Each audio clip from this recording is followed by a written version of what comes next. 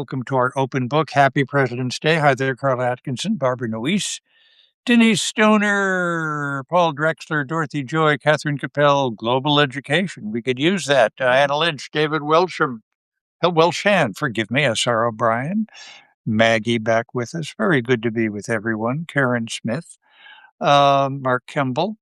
Happy President's Day. Hope you got bought the mattress that you really want. And we have a last minute guest, and we're so grateful that our friend Dr. Amy Attas can join us. She is, of course, an author herself, also happens to be a veterinarian. And I don't want to put you on the spot, but there is something really intriguing about your eyewear, Amy. Is there anything you can share about that? I heard that all the smartest people are wearing red Izzy Pizzies, so I had to go out and get a pair myself. We look so chic, so chic. Oh, well, you certainly do. You have this wonderful article, we don't call it article, this wonderful newsletter about presidential pets, which I just found incredibly charming and instructive. Can I ask you about a few? Yeah, of course. But I want to set the stage for why I thought to even write this. So I've been a veterinarian for over 30 years, and I have a unique practice. I go into people's homes and I take care of their pets where the animals are the most comfortable. And I think I'm uniquely qualified to write about political pets because at the same time, I was taking care of the pets who belong to the governor of New York, the mayor of New York City, and the senior senator from the state of New Jersey. So I have a little bit of history with political pets. And I do a Substack like many of us do. And I like to share things that are of interest and also helpful for people. And I find that often I'm writing, okay, it's holiday time, so don't feed your pets this, or it's, don't leave the windows open in the warm weather. So I'm always writing about negative things for pets. And as we were approaching President's Day, I started to think about, wouldn't it be fun to do some research and find out which of our presidents were real animal lovers and what kind of pets they had? And of course, for some of the older ones, like George Washington, around that early founding of the country, I couldn't find any photographs. And some of the data is paintings, etchings, yeah. And there are paintings, but most of them are with their favorite horses. I did find an interesting anecdote about George Washington. He, of course, liked hunting dogs, and he is the developer of the American Foxhound breed. But at one point, he entrusted John Quincy Adams to care for his dogs, and the dogs were behaving badly, so he stopped paying attention, and they all ran away. So they did finally get them back, but I think a better dog babysitter was in line for the next time. Darling, let's make a point. And next time we have to find a way to take care of Daisy when we travel, don't ask John Quincy Adams, okay? Probably a good idea. So as I went through, I was really struck by the different nature of the pets. Of course, as I mentioned, horses were favorites, lots of dogs and cats, but there were some crazy ones. Yeah. Like, for example, Thomas Jefferson with... I was going to ask, the mockingbird, right? The mockingbird. And, he would travel on his shoulder. He would eat directly from TJ's mouth, and they would whistle together and do their little duet. So I thought that was just really, really charming. Good Lord. Can I ask you about James Madison? Of course. Because apparently he had can I say this, a profane African gray parrot? There seemed to be, I don't know, what do you call a group of parrots? Let's call them, I don't know. In this case, we should just call them a poly of parrots. Oh, I love that. I love that. We'll agree on that. A poly of parrots. A poly of parrots, because he had a parrot named Polly who went to his funeral and proceeded to, scream obscenities during his funeral. But then you fast forward a couple of presidents later and you get to Andrew Jackson, who was, well known for being a fiery tempered kind of guy. And he had a parrot named Paul, whatever.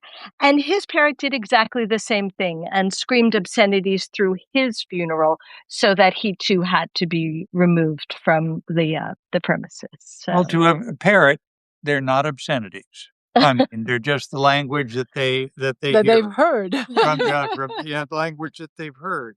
Of course, in this family, Lincoln, this Illinois French family, uh, Lincoln loved well, animals, didn't he? Lincoln loved pussycats, and he had his two cats. Um, one of whom was known to accompany him to state dinners, and he would feed the cat with gold silverware from the state dinners. He once remarked that his cats were smarter than his cabinet, which I Well, when you consider, yeah, I mean, there may be a couple of exceptions, but yeah, that could be. Wait, what was it also? He the first president to reprieve a turkey that we know about? There were a few turkeys that were reprieved, and also a raccoon that was gifted to be a Thanksgiving dinner and didn't make it onto the plate. I believe her name was Rebecca. Oh, God bless her. I am embarrassed that I didn't know about Calvin Coolidge. And is it Teague? Tige? I think it's like Tig, as in short for tiger. Yeah. Um, but he did run away and was found at the Lincoln Memorial. So perhaps he was, trying to get some advice for his father Oh, from the did they wise did the words of like Lincoln. Secret Service put up banners, little lost, I think cat returned to 1600 Pennsylvania? I think the appeal went out to all of Washington D.C. to find this beloved cat. Oh, and of course, Fala. We love Fala, Franklin D. Roosevelt's beloved dog, who, well, I'll get you to tell the story, but he is in bronze or whatever nowadays, right? So, Fowler was a working member of the presidential team. He traveled everywhere with Roosevelt. He's in all of the photographs with Roosevelt. I think he was actually sometimes used as a little bit of a decoy so that you would focus on Fowler rather than looking at the president himself. He made newsreels, and he also got fan mail from the public. Hmm. FDR predeceased Fowler. Fowler was at his funeral as well, but he behaved himself. And then when he passed away, he was buried near FDR in Hyde Park. Oh, We have a lovely book about We Fala, have a but book. I couldn't find it. somewhere, yeah. And somebody who is not known for, God bless him, warmth, Richard Nixon, Well, had a famous historical pet, and well, I'll get you to tell the story. sure. So, you know, Richard Nixon's dog Checkers, a Cocker Spaniel, was gifted by a donor to the family. And just at that time, there was, of course, a campaign finance scandal that Nixon was in the middle of. And he decided to go on television and appeal to the country that he was just an ordinary guy and he was just one of them. And Pat wore a cloth Republican coat. And he basically said he was honest and he didn't do anything wrong.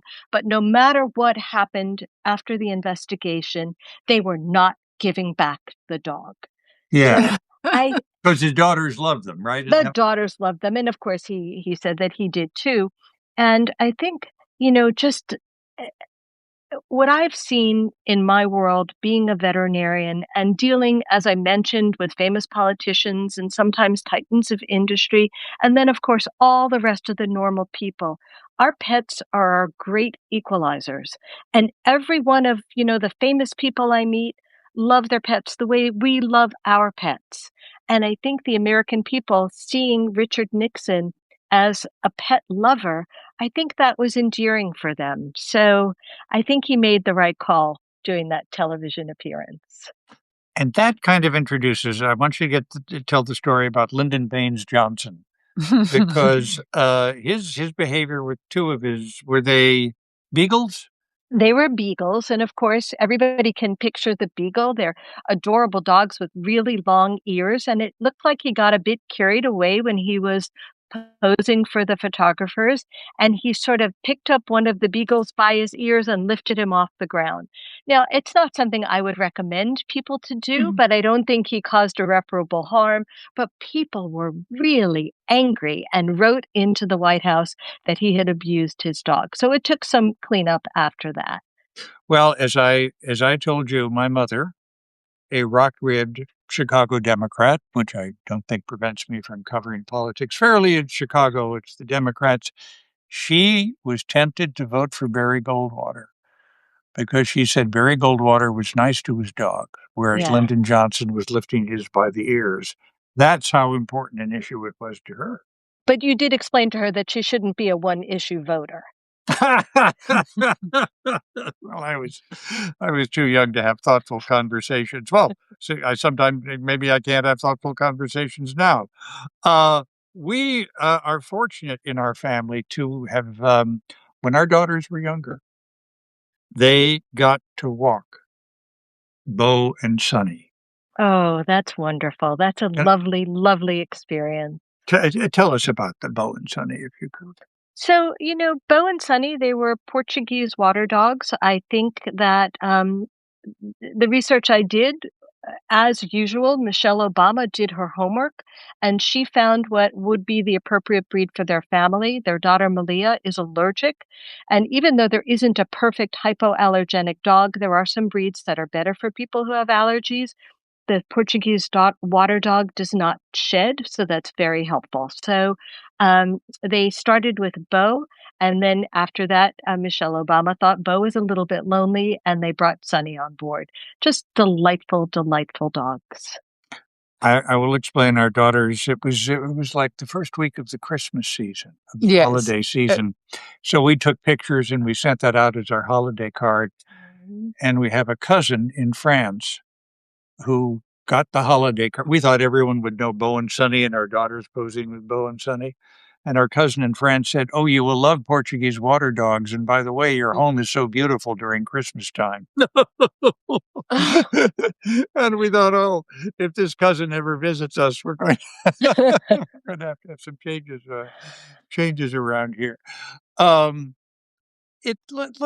Because you take care of what I'll refer to as famous dogs, not just dogs, famous pets and their owners. What does it say about the relationship that we have with animals, that they call out something in people you wouldn't think would be reachable? So I think I've seen it change in my decades of being a veterinarian. I think pets have gone from being pets to being family members. Mm-hmm. And I think, if anything, COVID made that much more so. Life is difficult and we all have our challenges. And I think when we're with our pets, they relax us. There's scientific evidence that says looking at pets, petting pets brings down our blood pressure. So I really do feel that they're part of our lives and they make us better people. Yeah. We have a number of people writing in with favorite presidential pets. I don't want to ignore anyone, but I think we need to talk about the cats too. Yeah. Well, Caroline Kennedy had a pony, right? At least briefly. Macaroni. Yeah. Of course, Macaroni. But Macaroni wasn't the only pony. There was also Algonquin. That was Theodore Roosevelt's pony. I don't know if Macaroni ever went into the White House, but Algonquin did. And he rode the White House elevator to visit TR's sickly son. Oh. So, yes. And and of course, Socks was Bill Clinton's cat, right? So Socks was another very, very popular White House cat. First of all, he was adorable, and he used to walk around the White House grounds outside on a leash, so people got to see him. And he also had a big fan base, and as a result, he had a social secretary. Well, I could guess. No. When you're done with pets, can I say something? Amy, you opened up talking about the newsletters you write, where you often talk about what not to do. But before we let you go, I should tell everyone to sign up for your newsletter because you have some wonderful guidance. And you had one recently about the winter storm. And it's not winter. I mean, here it finally rained and some of the snow has washed away. But we're still in winter. And one of the things that you remind us of during these storms is not to touch anything electrical with your dog. The anything, because they can get electrocuted. Really? Could you? Yeah, and it happened in Washington last year. Can you talk about that a little bit as an important warning for dog owners? Thank you so much for bringing this up because this is really a very, very serious situation. So, a lot of the electrical items on our city streets, like lampposts, some of the wiring isn't as good as it should be, and some of the metal around it has become corroded. And then in the wintertime, where we have snow and slush, and we put salt out to help melt it, we have a perfect conducting solution. And it's, we see people all the time, they go out and they're walking their dogs, and the dogs lift their legs on these lampposts. And if they're standing in that water and you've got urine going onto the electrical corroded lines, there's a potential for them to get electrocuted. Oh, baby. And the other thing that happens is that electricity can actually arc and start to make other things in that region hot. So we don't get electrocuted because, of course, we're walking around with shoes on and we're grounded, but our pets are not. So I urge you to keep your pets away from anything electrical. I live and work in New York City, and we know that animals become very sensitive to manhole covers. And I urge people to always call those in to the electric companies, because if they're sensitive to a manhole cover, they're probably perceiving some hot electricity from it, and the electricity company has to come out and fix that manhole cover. I heard you say that you had a case last year of this in Washington. We had several, yes. And we actually had a young woman die in New York City because her dog was being electrocuted. And when she went to get her dog off of the item, she herself was killed. So it's really a major, major problem, especially in the winter. And I thank you for bringing it up and alerting people to it. Wow. So we're extra careful with Daisy. I wasn't. It's true that I was aware of this last year, but I was not particularly careful about it. It was reading your newsletter. Suddenly I realized, this is so important. And it's an accident that is just waiting to happen. Because there are so many grates and so many manhole covers and lampposts, etc. And there was so much snow and ice. So and sometimes you don't even know that you're walking on them. So it is a really good idea to pay attention. And of course, if your pet will allow you to put boots on them, that's helpful as well, because it protects their foot pads from the snow, ice, and salt, and it will serve to ground them. Well, Daisy's not big on that. No, but it's one more reason to strive to put them on. I must say it's quite adorable when we come back from morning walks and there's been salt on the streets. Caroline holding Daisy, and yes, I wash her feet. Wash her feet. It's almost biblical, darling. You're going to make me do it again. I have to give advice. I recommend everybody do that because you're washing your dog's feet. Do you know how your dog's going to wash their feet? By licking them. And who would want to ingest all the disgusting stuff that's out there? Everybody should clean their pet's feet when they come back in from a walk. Yeah. Well. Oh, you mean all the time? Yeah. Every walk. Well, Daisy likes it, so maybe we can start this.